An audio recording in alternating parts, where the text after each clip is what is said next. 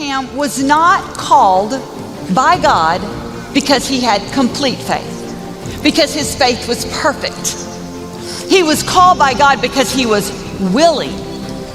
And you read through his story, and do read his story in Genesis. It's very fascinating. You could read it over and over again, and God will show you different things. But it says in there, as he was journeying through this pilgrimage, this journey of life, which we all do, it said that God strengthened him in his faith. So you can see he was a man in the making. He was a God man in the making. God strengthened his faith, and he gave praise to God. When you read his story, you'll understand, and many of you know, that Abraham was not a perfect man. Abraham made his share of mistakes. But you know what? God never left him. God never forsook him. When Abraham stepped out in front of God and went the wrong way, guess what? God was right there with him, easing him back on course, strengthening him in his faith and his resolve. Under construction, we're in the phases of being completed. We're in progress. And so was Abraham. But God still fulfilled his promises to Abraham, and God is going to fulfill his promises to you. Now I want you to be encouraged with this scripture, because this is super important in the process, in the construction phase. This is so important. Philippians 1:6 says, be confident in this. In what? In the construction phase. Be confident that he who began a good work in you will complete it until the day of Jesus Christ. That's what God does to us in difficult times. He doesn't pat us on the back all the time. He's a loving and kind and gentle. But he is saying, get up. I am with you. I am for you. I'll never leave you or forsake you. You're going to be strengthened in your faith as you go through it. So when you get to the other side, you're prepared for the next level. You're prepared to be the blessing that I am making you into. You are my man. You are my woman of faith. You are God's man in the making. Be confident of this. Remind yourself, if God be for you, who dare be against you?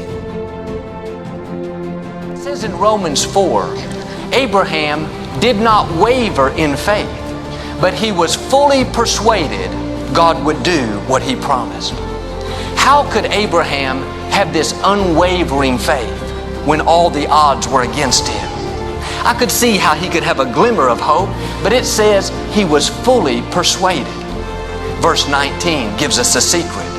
He considered not the weakness of his own body, nor the deadness of Sarah's womb. The key to having unshakable faith is don't consider your circumstances, consider your God. Your circumstances, like Sarah's womb, may look dead. The financial situation may look impossible. The medical report may say it's hopeless. All the experts may tell you you could never accomplish your dreams. If you only consider that, you'll get discouraged. Before long, doubt will creep in. That will keep you from God's best. You've got to do like Abraham. Say, I'm not going to consider just what my mind, my thoughts are telling me. I'm not going to consider just what the experts are saying. I'm not going to consider the size of my problem. I'm going to consider the size of my God. He spoke the worlds into existence. He flung the stars into space. He's not limited by the natural. He has supernatural power. When you consider God instead of your circumstances, amazing things can happen. Romans 4:18 through 21. Abraham, human reason for hope being gone, hoped on in faith. And you know what hope is? Hope is not like some namby-pamby, well, I hope something good happens. No. Hope is an expectation that something good is going to happen at any moment in your life. And God is inviting you tonight to live with that kind of expectation in your life. Something good is going to happen to me. Something good is going to happen through me. And it may happen at any moment. When we have that kind of hope, it allows us to live with some enthusiasm and some excitement. So all reason for hope being gone, Abraham still hoped on in faith that he would become the father of many nations as it had been promised to him. Because he had been told, your descendants will be so many that you will not be able to count them. Number one problem, he didn't have a child. He did not have an heir. He did not weaken in faith when he considered the utter impotence of his own body. Abraham was about 100 years old. And that means that he was not physically able to have a child. He did not weaken in faith when he considered the utter impotence of his own body, which was as good as dead because he was about 100 years old, or when he considered the barrenness of Sarah's deadened womb. Now, you know, we're taught sometimes, well, just don't pay any attention to your circumstances. I'm going to tell you the truth. There's very few people that have got that mastered. You know, if you got a circumstance staring you in the face, it's kind of hard to not pay any attention to it. And I like what Abraham did. He took a good look. And he believed that God was greater. Come on, I think sometimes we just need to look at the circumstance, call it what it is, and say, I don't care what you look like, I don't care how upset you've got my emotions, there's something deeper going on in me, and I believe God is going to come through for me. Hebrews 11 says that God told Abraham to offer up Isaac, who was the son of the promise. In Genesis chapter 22, where the story is unfolded for us in that chapter in detail, God tells Abraham these words. He says to Abraham in Genesis chapter 22, now it came about, verse 1, after these things that God tested Abraham and said to him, Abraham, and he said, here I am. And he said, take now your son, your only son, whom you love, Isaac, and go to the land of Moriah and offer him there as a burnt offering on the mountain of which I will tell you. When God is giving you a major exam, it makes no sense. It looks like God is contradicting himself. Not only was it a theological contradiction, it was a biblical contradiction, because in Genesis chapter 9, God condemns murder. He says you cannot take the life of another person. Yet he just told Abraham to take the life of his son.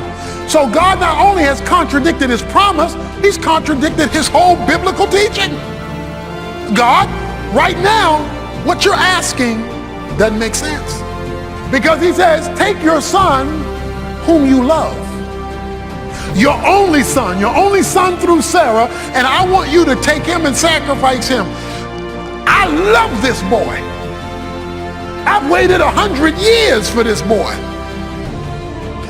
You're asking me to give up the thing I love most? But it says Abraham got up. There's another thing you need to observe. It says, get up and go to the mountain, to the place I will show you. He had to obey without all the details. God didn't give him all the information. He says, after you get up and after you get to the mountain, then I'll show you the spot I want you to go to. But I'm not going to give you all the details up front. I will only give you more details when I see you moving. He had seen what God could do in raising a womb. So he figured the same God could raise a son.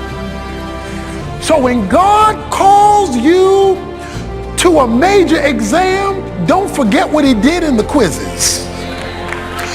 Don't forget what he did yesterday when he moves you to a bigger challenge tomorrow. Because if it's bigger today than what he did yesterday, it's because he's moving you to a new grade level.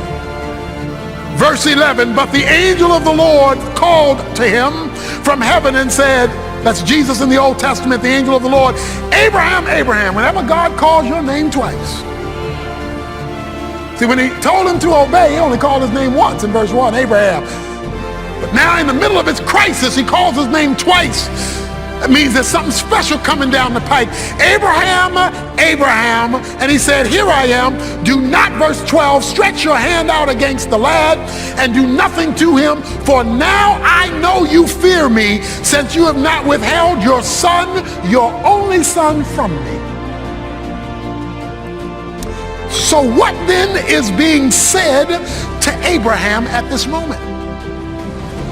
He is saying, Abraham, now I know you love me because I see it and feel it. In other words, you have now given me the experience of your love, not merely the verbalization of it.